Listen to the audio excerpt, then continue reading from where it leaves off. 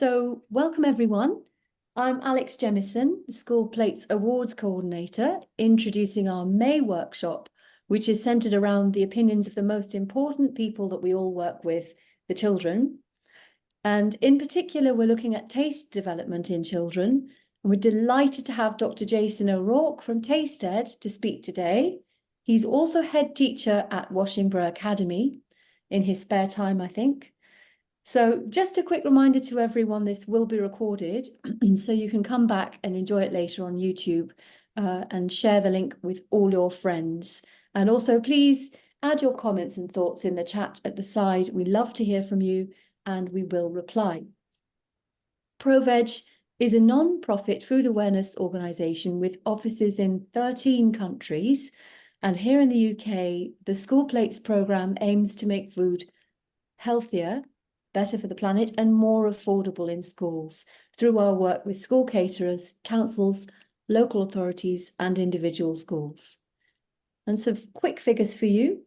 We've now turned millions of school meals meat-free or plant-based through our programme. Around 6,500 schools are benefiting from our programme and over 1 million children are enjoying the dishes that we've helped to develop together with our partners. And here's a kind of swap that we're encouraging in schools. And on your left, you see a traditional spaghetti bolognese, and on the right, a plant-based spaghetti bolognese. You can see the one on the right is cheaper, much lower in saturated fat. It's got more than double the fibre, and the emissions are much lower. So all in all, a very win-win situation. Today, our dishes that we've got for you are plant power pasta bake, crunchy chopped salad, sweet and sour tofu with pineapple and peppers, and banoffee flip. Also, just to remind you, your menu might well win an award with us, so do remember to send it in because we'll work with you towards this. And ProVeg has always been about helping caterers to encourage children to make healthy, sustainable choices. And a huge part of this is building their confidence in tasting new dishes. So just to kick things off, we have a poll question for you. Do you have experience of children having any negative reactions to new or unfamiliar dishes? Yes or no? And if it's yes, just give us a little comment in the chat. We've heard some interesting stories. Tears, tantrums. Perhaps they've thrown something across the room, or maybe they don't. Oh yeah, so we have 83% of people have had children with a negative reaction to new or unfamiliar dishes, and 17% have had no negative reactions to new and unfamiliar dishes. So that's very interesting. In answer, we are as ever delighted to share Dr. Jason O'Rourke's expertise, and following this, Polly will share some of our latest low carbon, highly nutritious and delicious recipes with you with different tastes and textures to appeal to young taste buds. So here is Dr. Jason O'Rourke. Thank you so much. Thanks, Alex, and hello everybody. Thank you for ProVeg for giving us the opportunity to talk to you about Tasted and sensory food-based education. If you don't know anything about it, hopefully 50 minutes time you'll be well versed in what it means and how we can incorporate it into the curriculum, the learning for the children, so they can benefit with their school lunches and everything actually. Right, I'll share my screen and hopefully you can see that there. I'm sure you can. Okay. Right. So yes, as Alex said, my name is Jason O'Rourke. I'm co-founder of Tasted, which is a food education charity, and I'm also a head teacher, practicing head teacher of Washingborough Academy, which is a state primary school in Lincolnshire. We have 300 children here from nursery up until year 6. What I'm going to talk about today is about ultra-processed food and the impact it has on children's health, and share some news reports that come out today actually regarding its impact on society. Then I'm going to go into about what Tasted is all about, a little bit of the history of Tasted, why it works, and it does, and the benefits of it, and the next step, okay, and a couple of videos and training sessions that you can tap into if you want to progress further with TasteStead. So, impact of ultra processed foods. I know it's a buzzword at the moment, especially with Chris Van Tulken's book that's been out, and also the book Ravenous by Henry Dimbleby that you can see cited there. It is shall we say, a kind of a massive issue in this country. It's a massive issue worldwide, but Britain does suffer from a lot of diet-related illnesses of people under 40 and over 40, and it's to do with what they're eating. Okay, we have the highest rates of obesity in Europe, and as Professor Tim Spector, part of the Zoe project, as said, if we start to prioritise our children's diet above the short-term interests of giant food companies. Jason, I'm so sorry to interrupt you. We can't see your shared screen at the moment. Can you not? Are we meant to be yet? Can you see it? Oh, wait a minute. Wait a minute there. There we go. Now we can. Thank you so much. Can see it. Sorry. That's all right. Well, you see the quotes that I've got there. You still see it, yeah? Yes, we can, Jason. Thank you. Perfect. Thank you. And as Henry Dimbleby says in his book Ravenous, which is a really good read actually, came out last year. These food industries make it kind of addictive, this food that you have. It's highly palatable. They have those bliss points that you keep coming back for more. You know the type of food that they're talking about, and it's all research is saying increasingly it's really, really bad for us. And recent clinical studies comparing different foods from the same calories components, we overeat by around 25% compared to whole foods. And I know this is a big thing to do with ProVeg as well, and the work that you do as well about whole foods and plant-based foods. A recent simulation model found that reducing ultra-processed foods in children in the US could reduce childhood obesity by 50% within a few years. And we've got to be really proactive about this. The schools are a fantastic place to do this. We have children 190 days of the year, 8 hours of those days. They eat at our school.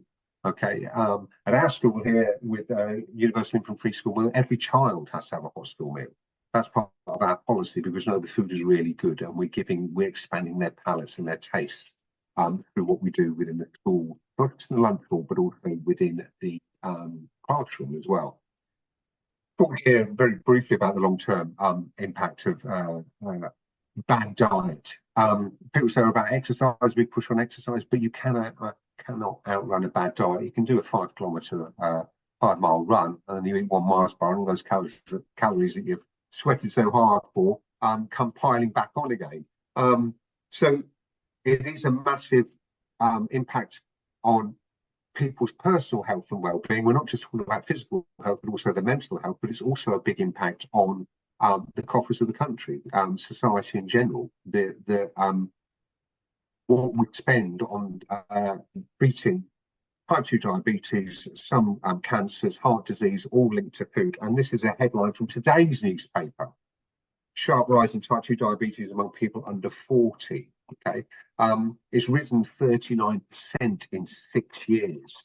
Canary in the coal mine years and years ago, when I first started doing food education in schools, you were talking about children's health and well-being. We were talking about children who were overweight. It then moved into children that are overweight and obese. Now the conversation is just children that are obese, and we know that 1/5 of children, 1/4 of children coming into reception are nearing overweight and obese, and it now rises up to about 1/3 of children leaving at year 6. And I often said, if they were my maths or English figures, and I was making that impact, then I'll be out of a job. So this has been going on year on year on year, and as you can see from today's headlines,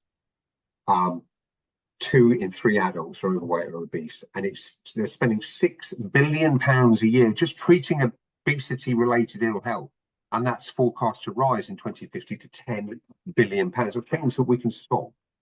And as I said, schools are in a really good place to do that. National Food Strategy that came out a few years ago. Henry Dimbleby was the author of that. if you look at the national curriculum, there's very little about food in it. It's hidden deep. It's hidden in design and technology. You don't really see food education, the importance of it as a design and technology thing. It transposes all types of aspects of our life, social, physical and mental well-being, all types of things. And they specifically say, and having talked to Henry Dimbleby when he was writing this, he saw the impact of sensory food education. Okay, and DfE have taken to the word, they have taken it on, and we've had discussions with them about it. Taste they've come to here at Washington, they've seen it in place here at Washington. And I knew I got them when we're walking down the corridor to one of the classes and talking to the person in the child, and that member of the DfE had children who were 4 and 5, and I thought you will want this for your own children. And lo and behold, they did. They put it in their own school about 6 months later, because the person was a governor as well. So they want it with their own children. We want it for all children. It makes a massive impact. And school EYF settings and schools are the single biggest opportunity to get children health right. And how do we do that? This photo here. We very briefly, I had someone visit a few years ago. It was after SATS, around about this time actually. We have a pizza oven, wood-fired pizza oven at the back of the school. There were children making pizzas. They made their own dough. They were using the tomatoes from our allotment. They were using herbs and whatever. And we had a bit of mozzarella. We were putting it on the pizza, and a child who'd only been in the school about 6 months said, "I'd only put a tiny bit of pizza on mozzarella on their pizza." And we know if you try mozzarella, it's quite bland. It's quite tasteless. There's not much punch to it. But that child, very unsure of their own palate, unsure of their own taste, quite nervous about it, didn't want to try a lot of it. We walked then down to our nursery, which was about 50 metres down the bottom. We went out to the back of the nursery. There was children working in the mud kitchen out there, and there was a child who had mud all over their face. And I said to Becky, our nursery teacher, "What are they doing?" And I said, "Well, they're eating mud."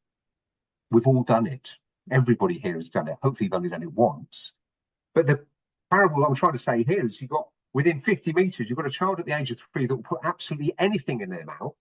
And when they get to year 6, and this child said hadn't been in their school long, but will be hesitant about putting something as bland as mozzarella. So in those intervening years, we can do a lot, an awful lot, and we can change children's palates and get them exposed to really, really healthy food and different tastes, textures, smells, all those type of things within the curriculum.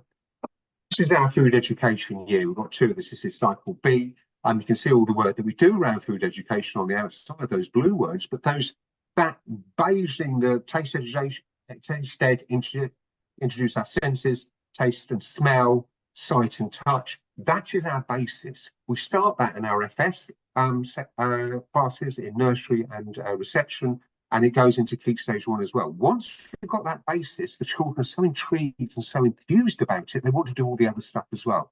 So the earlier you start, the better. And sensory food education is the key to it. Okay. Great quote there. Live off that. All our knowledge, everything we know is to do with our senses. And with reception teachers, that's one of the topics they do, so that we're more aware of it. And we lose that sense of some of our senses as we get older because we don't use them as much. What is taste ed? Short for taste education. It's sensory food education for children. We use all of our 5 senses to explore our fruit and veg. It's evidence-based, really simple, hands-on lessons for children. It helps children enjoy eating fruit and vegetables. And there's over 100 resources for teachers and practitioners to use from EYFS to Year 6. And get this, it's free. I'll keep saying that all the way through this. You don't have to pay a penny for it. So if you go to your school leaders and say, "I've got a really good program here," and they're going to say, "Well, how much is it going to be?" You say, "It's absolutely nothing. You get them for free once you sign up." Okay? I'll give you the details at the end. How did it start? I'll go briefly onto this. My doctorate is in food education and school leadership. When I was doing my literature review, I came across the SAPRA method, and I contacted them, the organisation, and they invited me to their conference, which was in Norway at the time. Went over there, and I had that light bulb moment in a classroom in the middle of Norway, thinking this is what food education should be about. It's not about A4 pieces of paper with a healthy food on it, or proteins and separating food into carbohydrates and fats and all that type of thing, vitamins. That's so bland, it's so dry.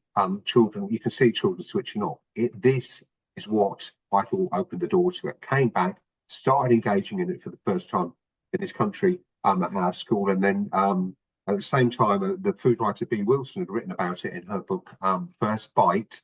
And we got together and then we set up Tasted. We started from nothing, but we started from this school here, where we trialled all of our lessons and created them together. We're now in, I think, 1,600 schools and FS settings. The Welsh Government have taken it on. The UN are using it as best practice in some of the developing countries they're working in, the FAO. And in 2022, we won the BBC's Farming Innovation Award. We beat the people who had isolated the genome for wheat. Quite proud of that one. Mainly because this is so practical and it can be transported really, really quickly to other places. That's what they cited as a reason for winning it. Okay. Really important, these rules here. No one has to try. No one has to like. You mention that to children, their shoulders go down. The pressure goes off them. You can see them think, oh, I don't really have to try. But they're inquisitive about it. They're curious about it. So 9 times out of 10, they do. It's learning by doing. Teachers have that massive impact. It's not the emotional relationship you have with your parents, children have with their parents, where you really want them to eat good food. Teachers and their friends and the peer pressure is a really, really powerful environment for children to explore and expand their food. Okay, it's really good fun, boosts their self-confidence. No wrong answers here. Okay, people, we'll all have our likes and dislikes, but let's give the children the vocabulary and the opportunity to discover them. And that's what Tasted does in the lessons. And supports the children eating better lunches. If you're introducing a new product or new plant-based ingredient or new vegetables on the school path as they're going for their lunch, it's great if they've seen it first in the classroom as opposed to seeing it first on the lunch. They're going to be a little bit wary about it. But if they've explored that food, broccoli, say, or leeks or whatever, and they've done the senses work with it, when they see it, they're more familiar with it, they're more likely to try it. Okay, there we go again at the top. All resources are free for this. Really simple, fun, easy to run, and engaging, and it aligns with all of the EYFS curriculums and the national curriculum as well. So they're adapted for each year group, peer progression from FF to year 6. And they are in, so you've got your lessons here, your lesson actual plans, which are written by teachers for all of them. And then you have your PowerPoint as well. So our actual LSAs deliver this, gives them the confidence for it. You've got your really detailed lesson plan to work from, and then you've got the PowerPoint that links up with the lesson plan, and away you go. A 40-minute session with children sitting in a circle with the foodstuffs there, really, really effective and powerful. Very little equipment needed. Okay, you've also got your consumables, and if you've got a kitchen, we order ours through our kitchen. There's the kind of little bit that might people be a little bit wary of. But if you've got your consumables there, if you're doing a session on apples, 4 or 5 different types of apples, you're doing a session on tomatoes, they're doing one this morning on herbs, on mint. So those type of, if you can get those consumables, and then these are the type of non-consumables that you can need. And it's just a box full of those things there. We'll see you through the whole of the year. So there's not much spent. I wouldn't say there's more than £30 spent for a whole session, a year session of Tasted lessons. Okay, a fantastic language that comes out of it as well. Really powerful. So if you want to try and get your senior leadership team on it, tell them it also increases literacy and math skills and geography across curricula. Really effective. Whole tool setting approach to it. And I said it links up. Parents are really grateful for it as well. You like to see that we're doing the legwork, carrying all that on our shoulders and getting their children to try it and healthier stuff. So we get a lot of thanks for that. In its simplest form, all it is here's some food. Tell me what you see, touch, hear, smell, taste. You can try some food if you like. And as I said, 99 times out of 100, a child will try it, okay, and be surprised and really engage with it. And if you have these discussions with the children, children don't have that wider palate. If a parent doesn't like broccoli, 9 times out of 10, they're not going to give the child broccoli at home, are they? They're not going to buy it. So let's give them those experiences in school. Schools are there to make a difference to children's lives. You can impact a child's health and well-being by the food that they eat, having seen the figures before about ultra-processed food, then you can sleep well at night, I think. It's just an example of, an activity looking at apples and exploring those. It's now been taken up by the DfE, as seen as best practice, as I said, when they came to the school to see it here, as a case study for that. So they see the benefits of it. And if you want to start with it, there's that word free again, bold and capital letters there. Go to tasteeducation.com. You have a look at some of our online videos. Okay, and you'll be surprised how many people want to give some food to it as well. If you go to your supermarkets and say that kind of social giving thing is good. There's all the kind of food safety aspects we have to do about children washing their hands and preparing food as well. And share your experiences with us. We love to know how it's going. Okay, and embed it into your settings. Okay, I'm going to just run this. Hopefully, you'll be able to see it. I'm not going to. This is a kind of taster of what our training sessions are, but we also have people that will come out and train groups of schools as well, just train the whole of Islington Borough Council with it, and we're working with the Welsh Government, as I said, and training up their sessions there as well. I'll just move this along. Hopefully you can see and hear it. Some children in a nursery just doing a session with bananas here.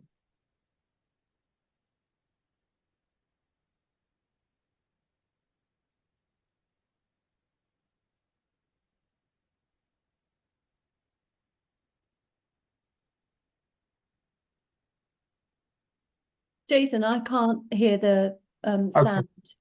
Apologies, I don't know, I can't get that, so I won't show the other one either. But they are on our website, so please go and see them. They're really informative. These are people who are delivering it all the time and sharing their experiences with it. And I believe this video here as well is on the website as well. Magical moment. This is a child in our school tasting a plum for the first time. Which is it is quite a little magical video for about 30 seconds, but yeah, the look on her face when she eats it is just wonderful. So how can you start on a mint? Just kind of practical things. We talk about the kind of theory behind it. If you haven't got big spaces to cook to grow vegetables and stuff, because it's great if the children are growing stuff and then trying it, you can do things with microherbs. We grow microherbs in our corridors that we then put on the salad bar at lunchtime. So you can see that on the children growing them and then harvesting them, and they're going on our salad bar. And actually adds that bit of colour, the triangle, all those ones, and just adds another bit of excitement, because the children have been participating and are active participants in the food that they're eating. Hopefully, I think I've kept to the time. There's more information, tasteeducation.com.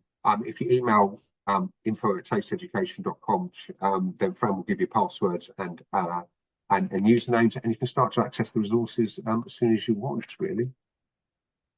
Okay. Jason, that was amazing. Thank you so much for that wonderful presentation and huge bank of resources for everyone to draw on. Just do head over, everybody, to that website and watch the videos, because it's just lovely to watch. And amazing work that you're doing and have done. Thank you so much for being a part of it. If anyone has any questions, we can pass them on to Jason. But in the meantime, I'd like to hand over to our wonderful chef trainer and coordinator for Scotland and Northern Ireland, Polly Higginson. Hi everyone, and thank you so much, Jason, for your presentation. It's just incredible to hear the work that you're doing and that link between the learning and education in the classroom, and then how that impacts on their children's experience of their school meals and all the learning that they can have when they're at school. We're going to just move on now to our new recipes. So this week I've got 4 new recipes for you, and I have kind of looked at kind of texture, colours, vegetables, variety, all those different factors that we have to think about when we're building menus for children, how to get them excited about these new plant-based dishes that are incredibly good for them, and all the kind of foods that they should be eating. So the first dish we're going to look at today is the plant power pasta bake. This is a very simple dish, but has a really broad range of vegetables in them, pulses as well. So I'm going to show you this one first. So I've got over here in my pan, which I just started cooking down just before Jason started speaking. I've got onions, leeks and garlic. So a really kind of lovely cooked down base. I'm going to pop my pot on. And we're going to basically make a very simple tomato-y pasta sauce, which again on nearly, I think, probably every school menu that we look at here at School Plates, we have tomato pasta on once a week, sometimes twice a week. And so we're just looking at how we can add more variety to it, more exposure to different types of vegetables. So it's starting off, just with that onions, garlic and leek. And then here I've got a tray of different vegetables, which I've roasted in the oven, really just for time so that they're ready to go. But this could all just be cooked in one pot. So courgette, carrot, pepper and butternut squash. And so I'm going to add these in with my onion base, just like you would start off any kind of tomato sauce. Now we have in our first School Plate recipes delicious tomato and butter bean sauce, where we roast the tomatoes and then we whiz those up with butter beans, which makes it really, really nice and creamy. And this is kind of evolved version of this, just again to have that variety of options, because as I said, we know that it's really popular. So we'll cook all our vegetables down, and then I'm going to grab here a tin of chopped tomatoes. We'll pop in. Sizzle, sizzle. And I'm going to just top up the water, just to loosen it all. And I just kind of bring that up to temperature and just let that heat up. Now with this dish, it's kind of playing on having something, a familiar dish. Familiarity is obviously really important with children, but then thinking carefully about what are the ingredients that we want to kind of introduce them to in this dish, what are things that they know. So making this really lovely tomato sauce with all these extra vegetables in it.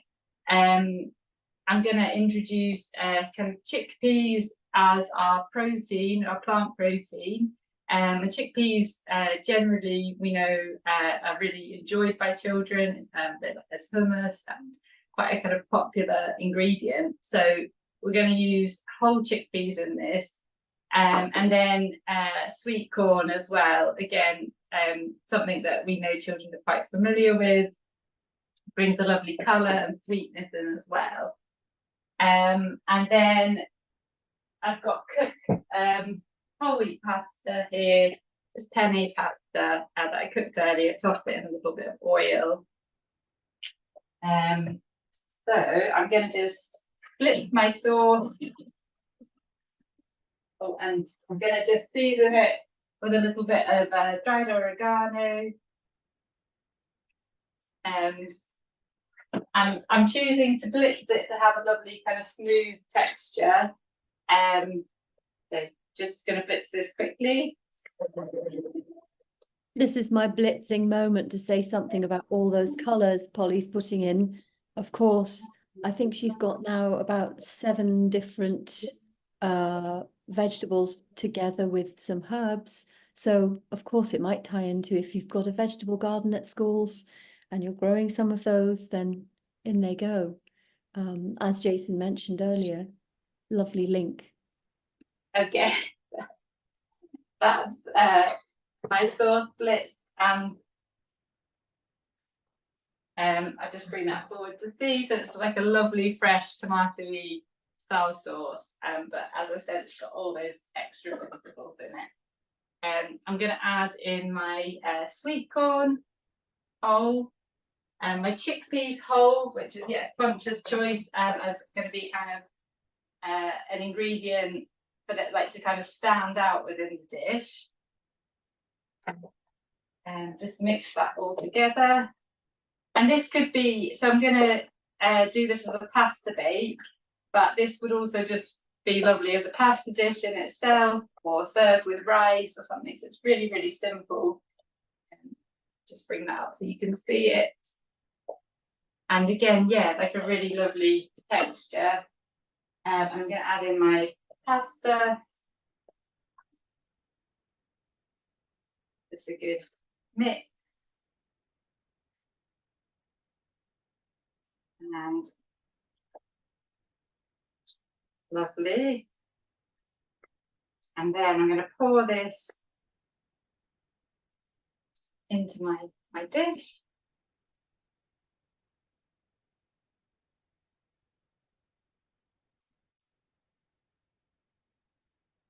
Lovely, delicious pasta bake. And then pop this into the oven. But before that, I'm going to put the delicious, what is so nice about a pasta bake is the crunchy topping. Well, that's what I really enjoy. And so here we're just going to use some fine breadcrumbs. And then I'm going to mix it with, I've got a couple of tablespoons of nutritional yeast here, which is an ingredient that we use a lot at school plates, because it has a really lovely flavour. So it's got a kind of cheesy flavour, and we always kind of stir it into sauces. But here I'm mixing it with the breadcrumbs for the topping, and it also fortifies the dish. It's with vitamin B12 and zinc, lots of protein, fibre. So just that's going to go all over the top. Have a lovely crunchy topping. Take that all out. Smells really good. That lovely cheesy smell. And I'm going to just pop this into the oven and let that bake for kind of 20 minutes or so, or in our case, just till the end of the workshop, and then I'll bring it out and serve it up so that you can see it. So that is a lovely, our plant power pasta bake to kick us off. And I think at this stage, Alex, are we going to have our next poll question? We are. So our next poll question for you all is, it's got two parts to this question. First of all, do you run any tasting sessions with children, or any additional taste education sessions with the children at any of the schools you work with? And the second part of that is, do you feel supported by the whole school community in doing this? Parents, teachers, and catering staff. Just share some of your experience in the chat so we can see what kind of support you've got with any of those testing sessions. You know, do you do them, maybe you do them around parents' evenings, or maybe it's difficult to get the parents in. Do the teachers take part, or do they think it's not something to do with them?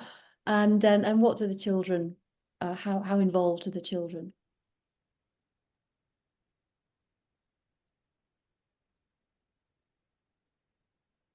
Okay, we've got everybody runs tasting sessions with children. 100% of respondents said they run tasting sessions, and this is interesting. 20% feel supported by parents and teachers and catering staff, and 80% feel somewhat supported.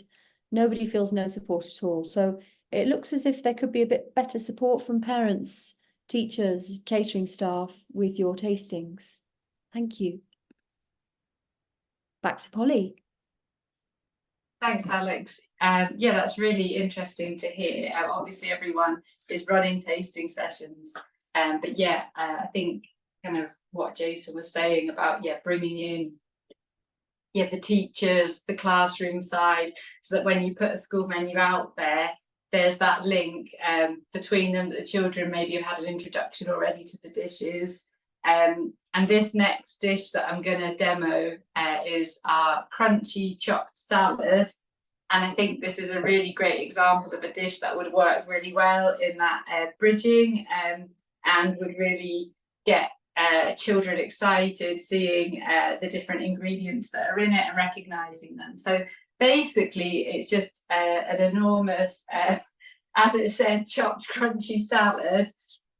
So yeah, I've got brown rice here that we're going to use kind of as the base of it, just to kind of give a little bit of bulk, and then also means it's a salad, but it can be used, you know, as a side dish as well. Got the rice in it, and then we're just going to bring in lots of lovely different types of vegetables and fruits as well. And I think this could be a dish, again, you know, having children perhaps vote on their favorite ingredients to use in it, or, you know, kind of really taking ownership over it, you know, using the name of your school in the title or something, because it's a really encompassing dish that kind of celebrates the different ingredients. And then we just, as the caterers and the cooks preparing it, take a little bit of time to think how to best prepare these vegetables so that children have a really positive experience with them. So in this bowl I've got finely sliced tomatoes, some diced yellow pepper, a little bit of spring onions and grated carrot. So I just kind of chopped all those earlier. So in they go. And then other things. So we've got edamame beans here, which are lovely, kind of sweet, really fun, eye-catching, really nutritious as well. So they're going in. But again, like peas or broad beans would work well, and these are just frozen and defrosted, so a really versatile ingredient. We're going to chop up a cucumber to go in, and I'm thinking here about doing it because obviously cucumbers generally very popular, keeping the pieces nice and big and chunky. And the idea was really to think that children can kind of get that chance to try something new if they want, get to recognize it and see it on their plate, and keeping everything raw, really, because yeah, children again tend to really enjoy the raw kind of crunch and juiciness of vegetables, or we all do, including broccoli, which I'm going to keep raw in this dish, and I'm going to use the whole broccoli, including like the stalk as well, which we tend to not use so much, but actually again is just crunchy and fresh. And so yeah, an activity for getting the children to kind of see all these different vegetables and getting to know them before they go in is just, yeah, really, really fun. So I'm going to just keep chopping a few more broccoli, but yes, as I said, nice and raw, crunchy. And it's interesting that, you know, perhaps children haven't really handled some of these vegetables uncooked if they're not involved with cooking at home, or if they don't have the chance. So it's the familiarity, isn't it, as well with them, that we're trying to encourage. Yeah, and I think that point Jason made as well, which like I know I'm guilty of as a parent, that if it's something you don't particularly enjoy, you tend to not serve it at home. And then that kind of, your child doesn't have that experience. So it's really great when they can have that at school, and that it is a really broad chance to try lots of new ingredients. So I'm going to put some apple in as well, which is, you know, sweet and popular. And again, that there would be within these different vegetables and textures and shapes something for everyone. And that's why I kind of like this idea of it being, you know, a whole school salad. So to kind of dress it, we're just going to use an orange, get the zest in. Smells so nice.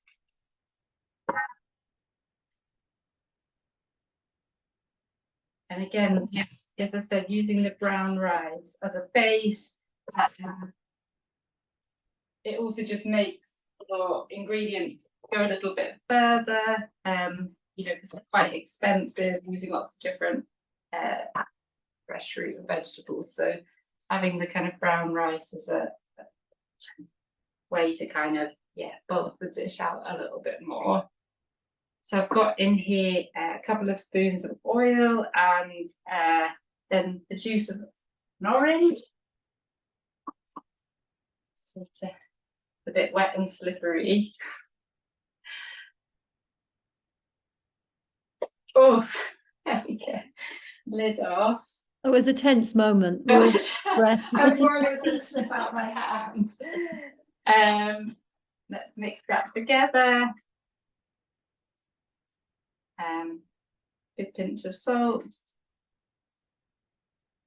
And then drizzle that all over. So again, just ringy and sweet. I'll give this a good mix. And see that going together. So yeah, just really gorgeous and colourful and celebratory. It smells so nice. And then I've got here some toasted seeds. So we've got pumpkin seeds, sunflower seeds, linseeds, or black seeds. And this, again, this could be kind of on the side as an option to add on to a salad or something like the pasta bake as well. Just another really fun texture. And obviously the seeds are really kind of nutritious as well. I'm just going to sprinkle those over my salad.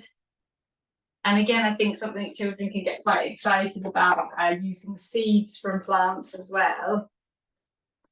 So there we go, that is our crunchy chopped salad all ready to go. Pop that over there. Do a little wipe of my chopping board. So there are two delicious crunch topped items so far, which is Yeah. really wonderful. You've got the textures in there, and I can imagine some of I the hadn't hands in thought of it that way, Alex. That was a good spot. Yes, all about the textures and that little kind of crunch. Yeah, which I find really delicious. Next dish, we're going to do a sweet and sour tofu with peppers and pineapple. So I'm really keen, and we've been using in the workshops tofu quite a lot. Again, I'm just really kind of experimenting with new recipes and thinking of lots of different ways that it could be used more on school menus. So I've got a block of tofu here, and it was just sat on the paper towel to take the excess moisture out of it.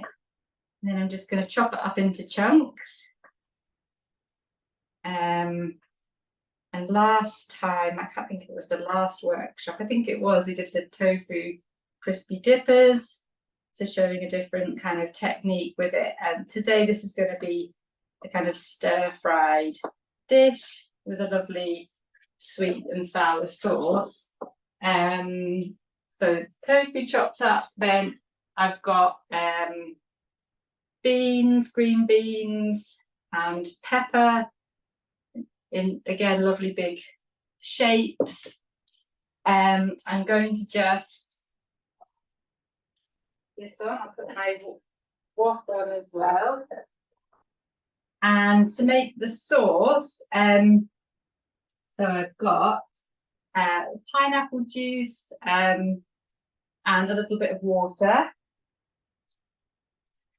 Pour that in. I'm just going to heat all these ingredients up together. So the pineapple, I've got a little bit of soy sauce going in. Some rice vinegar, a little bit of tomato sauce, and a bit of cornstarch to thicken it. And that goes. And I'm just going to bring that up to heat. I've got my whisk here. Give it a quick whisk. Polly, is that tomato puree or It was a normal? little bit of tomato ketchup. You could use tomato puree as well, but using tomato ketchup just for that kind of sweetness that you get from it. So I'm just letting that come up to heat. I'm going to move my wok here and a little bit of oil in the bottom of the pan. And I'm going to go in first with I've got onions and chopped garlic. Put it in with that first. And while I'm getting this started, Alex, if we go to our next poll question. Let's do it. Yes. Okay. Poll question number 3. How do you encourage children to broaden their taste? Do you, these are just examples, just tick anything that applies, or tell us what you do. Do you add something unfamiliar? Do you use colour? Is it the presentation of the dish? Do you talk to them about the new taste, or do you encourage your school chefs to talk to them about the new tastes? Or do you just use repetition of dishes over a period of time? Reading that a dish, when it's presented between 5 and 15 times, that sometimes takes that long for it to be enjoyed or accepted, and just keep trying. Or is there something else you do? Let's see. Okay, so most people talk to them about the new taste, and then it's evenly split between colours and textures, presentation, and using repetition of the dish over a period of time. And 25% add an unfamiliar item. That's really interesting that, you know, that repeated presentation does work. You don't give up once they've said, no, I don't like it. You don't just take it off. That's really interesting. Back to Polly. Great, thanks, Alex. Great to see that. So I've just added my tofu into the wok. Bring that over, so just starting to kind of get a little bit of colour on that. I'm going to turn it up, and that will just take a minute or two to kind of get a nice brown colour. I've got my sweet and sour sauce simmering away on the back. I'm going to turn that off and bring it so you can have a little look. So it's a very light sauce, and the whole idea is just to kind of give flavour to the tofu. That lovely kind of, here we are, kind of reddish brown. And it's just sweetened, you know, with the pineapple juice, a little bit of the ketchup and the vinegar. So it's a really tangy sauce. And so this would be lovely, like served with the chopped salad, or just plain rice or noodles. I'm just gonna let that kind of cook away. Let me get I'll cut my peppers and beans here as well.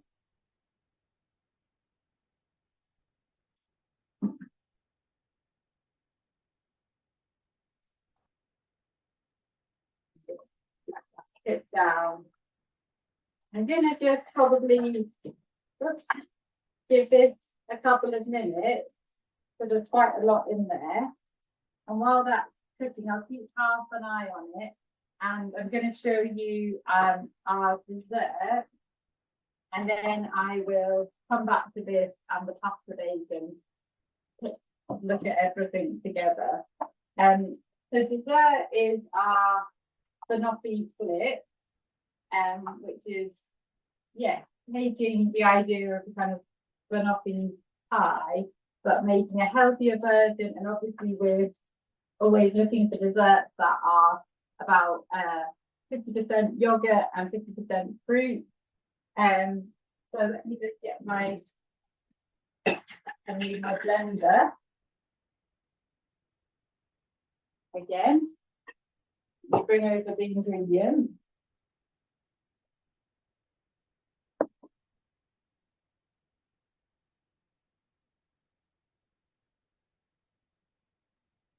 Okay, so here I've got dates, whole dates, which I soaked earlier in a little bit of boiling water. And I'm going to use these to make a delicious kind of toffee sauce. And I'm going to take those and I'm going to blend them with, here I've got a glass of light coconut milk. So mix those together and whisk this up, and you're going to have a really sweet coffee-like sauce, and obviously made with the dates and coconut milk. So simple. Just bear with me a second while I do another blend.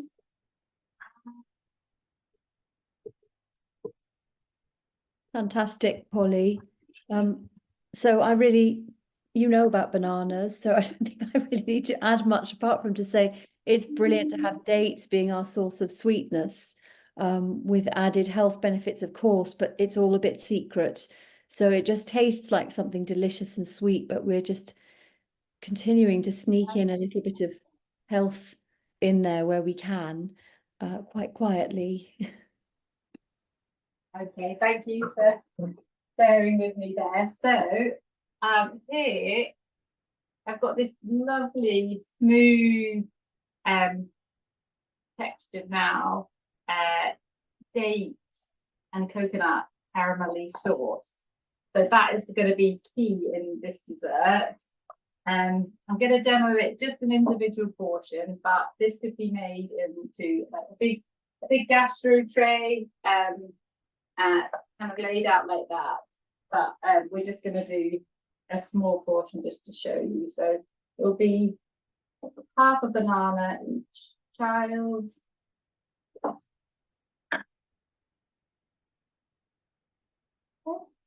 So I'll start off with some banana. We'll just kind of arrange in the bottom of the dish. And then a spoonful of our date and coconut caramel sauce. So yummy. I'm then gonna add some plant yogurt. So here I'm using coconut yogurt, which is really nice to use, obviously the coconutty flavour, and it makes the dish allergen free using coconut yogurt. So that's on top.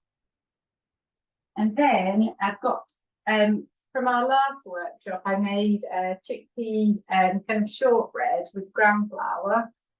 So I kept some of that, or froze it, and I've just crushed up the crumbs. They've got a lovely crunchy topping, which I'm then gonna put on top.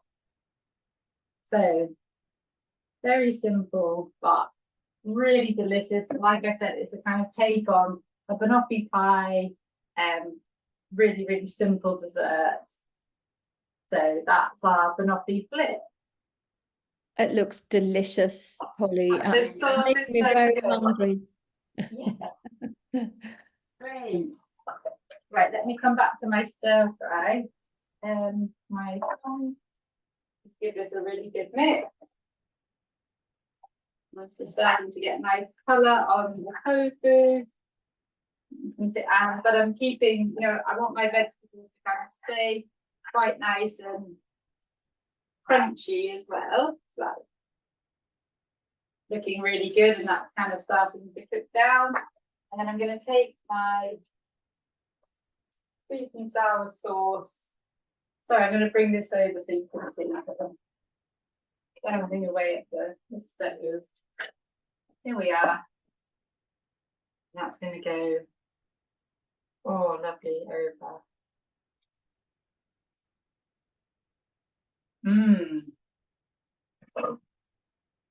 Yum.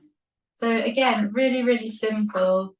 Here, using that sauce to just kind of really bring in a very light but lovely flavour. And then you've got the texture, the tofu, the delicious peppers and beans. And sorry, I forgot one extra ingredient to go into this, the pineapple. And so again, just from my tin, I used the juice And now some lovely chopped pineapple in there as well. So sweet and sour. Okay, so I'm going to plate some of these up now. I'm going to check on the pasta bake. Whilst you're doing that, shall we Yes. have our final polls? We've got 4 minutes left. Yes. Need some reading time. So everyone, which of the following recipes would you be most likely to try? Plant power pasta bake with crunchy topping, sweet and sour tofu with lovely glazy pineapple-y sweet and sourness, crunch topped salad, or banoffee flip.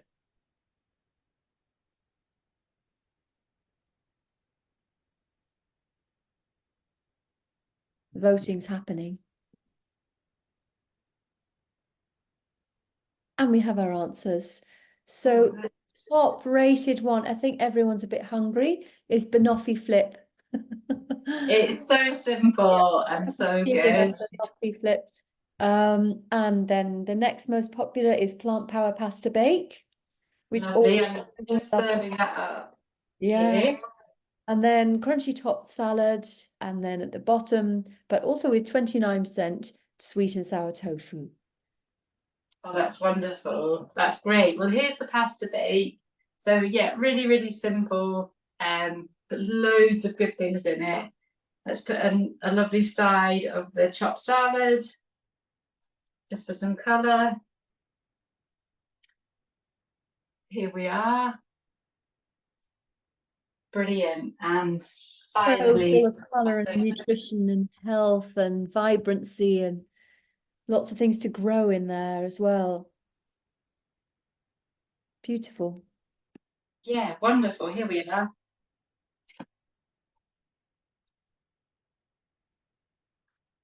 And that's it. So that's our workshop today. Yeah, lots and lots of new dishes. Hopefully, lots of new ideas for you, things to try. But yeah, thank you so much for joining us. And Thank Alex, Thank you, yeah. Polly.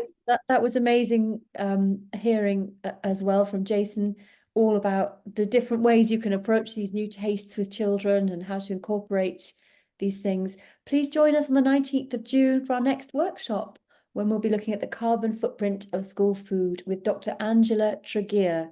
Thank you, everyone. Bye-bye. Thank you. Bye-bye.